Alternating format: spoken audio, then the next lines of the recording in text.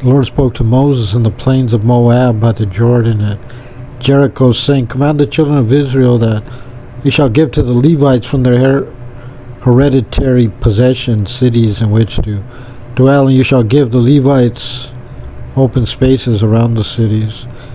These cities shall be theirs for dwelling, and their open spaces shall be for their cattle, their property, and for all their needs. The areas of open space for the cities which you shall give to the Levites shall extend from the wall of the city outward 1,000 cubits all around. Shall measure from outside the city 2,000 cubits. On the eastern side 2,000 cubits, on the southern side 2,000 cubits, on the western side, and 2,000 cubits on the northern side. With the city in the middle, this shall be your city's open spaces. Among the cities you shall give to the Levites shall be 6 cities of refuge, which you shall provide as places to which a murderer can flee. In addition to them you shall provide 42 cities. All the cities you shall give to the Levites shall number 48 cities, with them with their open spaces.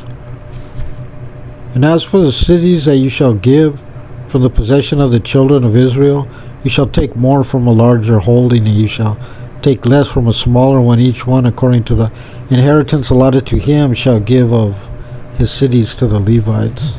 The Lord spoke to Moses, saying, Speak to the children of Israel, and say to them, when you cross the Jordan to the land of Canaan, you shall designate cities for yourselves. They shall be cities of refuge for you, and a murderer who killed a person unintentionally shall flee there.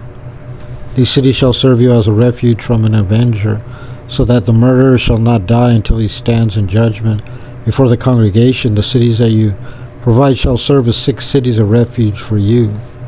You shall provide the 3 cities in Trans-Jordan, and the 3 cities in the land of Canaan. They shall be cities of refuge.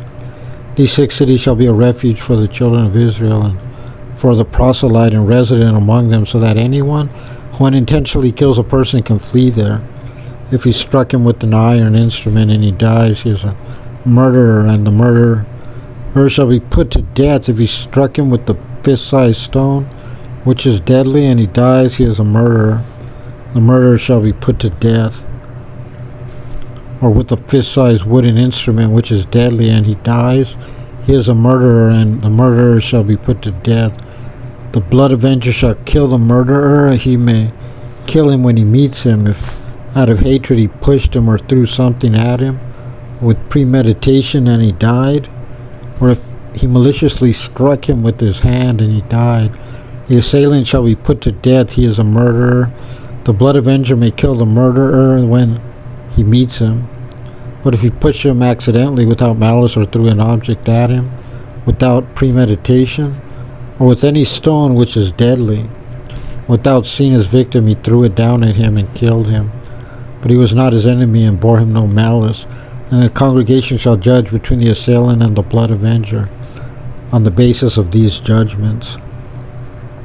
Congregation shall protect the murderer from the hand of the blood avenger, and the congregation shall return him to the city of refuge to which he had fled, and he shall remain there until the Kohen Gadol, who appointed him with the sacred oils, anointed him with the sacred oils, dies. But if the murderer goes beyond the border of the city of refuge to which he had fled, and the blood avenger finds him outside the limits of the city of refuge, the blood avenger slays the murderer, he has no blood.